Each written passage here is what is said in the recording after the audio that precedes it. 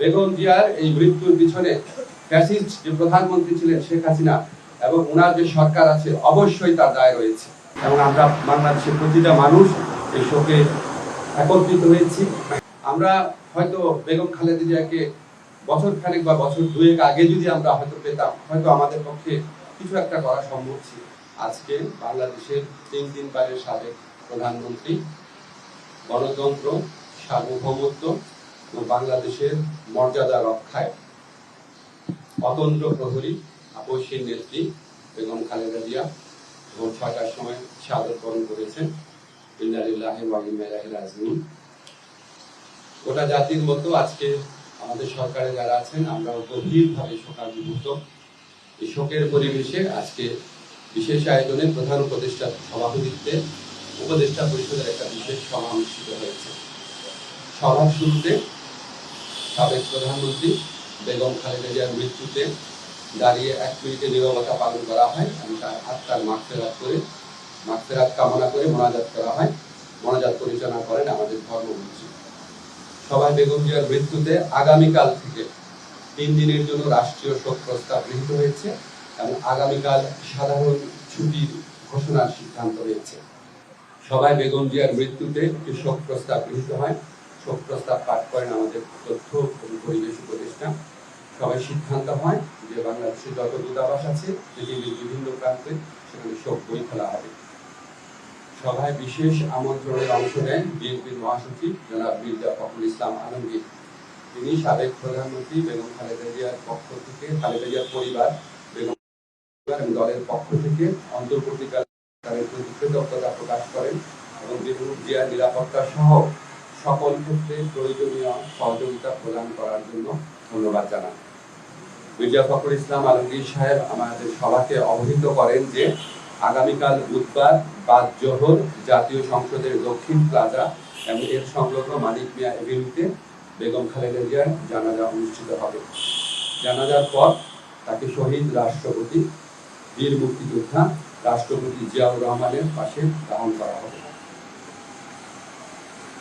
ওনার দাফন করা হবে শহীদ রাষ্ট্রপতি জিয়াউর রহমানের পাশে। নতুন এবং ফিরে আসা গ্রাহকদের জন্য নগদে চলছে ক্যাশব্যাক সহ প্রতিদিন হাজারো উপহার জেতার সুযোগ। হবে আশা আর ফেরা, সারপ্রাইজ সেরা। আজকে সবাই বেগম জিয়ার দাফন এবং জানাজা সম্পর্কিত বিষয়ে সরকার সব ধরনের সহযোগিতা প্রদান করবে বলে জানিয়েছেন মাননীয় প্রধান উপদেষ্টা। মাননীয় প্রধান উপদেষ্টা ডক্টর মোহাম্মদ ইউনূস সভায় বেগম জিয়ার বিষয়ে বিভিন্ন স্মৃতিচারণ করেন। একটা কথা বলতেই হচ্ছে, যিনি আমাদেরকে মনে করিয়ে দেন শেষ যখন দেখা হয়েছিল বেগম জিয়ার সাথে একান্তে অনেকক্ষণ কথা বলেছিল। আপনারা জানেন সেনা সদরে যে অনুষ্ঠিত হয়েছে প্রোগ্রাম, সেখানে উনি অত্যন্ত সুন্দর ছিলেন, সবার সাথে কথা বলেছেন এবং উনি স্মৃতিচারণ করেছেন মাননীয় প্রধান উপদেষ্টা। উনি এটা বারবার বলেছেন যে আজকে এরকম এই জাতির এই বিশেষ মুহূর্তে আমাদের বেগম খালেদা জিয়ার উপস্থিতি অনেক প্রয়োজন ছিল। গোটা জাতি ওনার জন্য দোয়া করেছে, আল্লাহর ইচ্ছা উনি চলে গেছেন। কিন্তু বাংলাদেশের ইতিহাসে, বাংলাদেশের প্রতিটি মানুষের হৃদয়ে, বাংলাদেশের প্রতিটি আত্মমর্যাদাশীল গণতন্ত্রকামী দেশপ্রেমিক মানুষের হৃদয়ে ওনার অবস্থান অক্ষয় অবিনশ্বর হয়ে থাকে।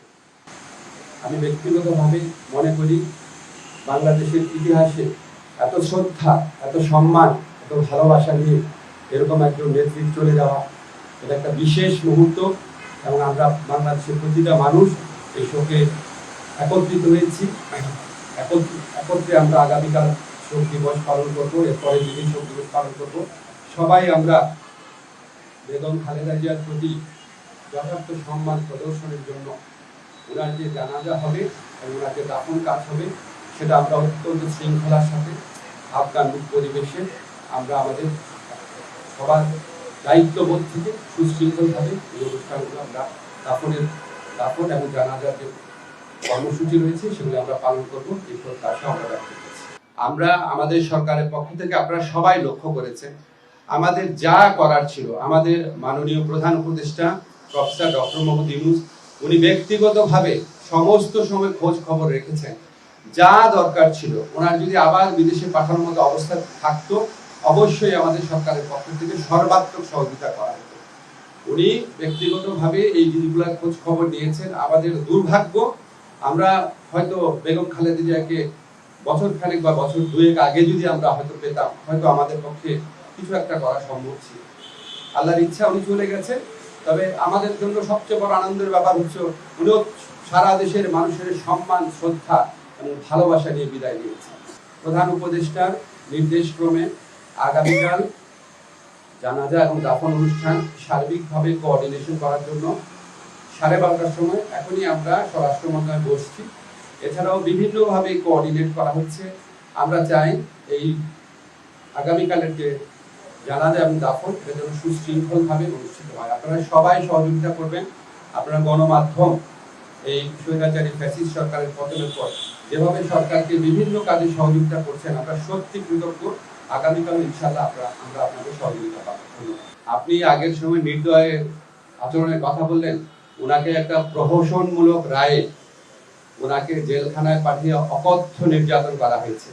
বেগম খালেদা জিয়াকে যেই মামলায় দোষী সাব্যস্ত করা হয়েছে, এটা যে প্রহসনের একটা রায় ছিল, এটা যে একটা সম্পূর্ণ সাজানো রায় ছিল, এটা আমাদের সর্বোচ্চ আদালতের আপিল এবং রিভিউর মধ্যে দিয়ে প্রমাণিত হয়েছে। সর্বোচ্চ আদালত সুপ্রিম কোর্টের আপিলের ডিভিশনের রায়ের মধ্যে বারবার বলা হয়েছে যে বেগম জিয়াকে যেই মামলায় সাজা দেওয়া হয়েছে সেটা সম্পূর্ণ রংলি, উদ্দেশ্য প্রণোদিতভাবে, জিজ্ঞাসাপ্রসূতভাবে ওনাকে সাজা দেওয়া হয়েছে।